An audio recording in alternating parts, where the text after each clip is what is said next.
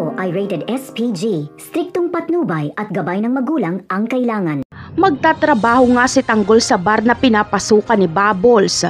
Bagamat sa una ay pag-iinitan si Tanggol ng boss niya dahil inggit ito sa kapugian niya. Ngunit kalaunan ay magiging kaibigan ito ni Tanggol. Ililigtas niya kasi ito laban sa mga customer na mga bastos at manggugulo. Kontento na sana si Tanggol sa trabaho niya sa bar bilang janitor, ngunit alam niyang hindi siya yayaman dito. Paano na lang ang mga kaibigan niyang nasa kulungan pa? Hindi niya ito mailalabas kung hindi siya yayaman. Kaya mapagtatanto ni Tanggol na isusugal niya ang kanyang buhay para sa kanyang mga kaibigan. Hahanapin ni Tanggol si Marcelo at sasama siya dito.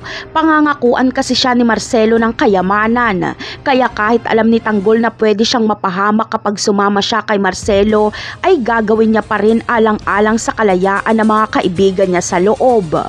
Samantala, nalalapit na ang katapusan ng maliligayang araw ni David dahil magkakaharap na si Ramon at ang tunay niyang anak na si Tanggol.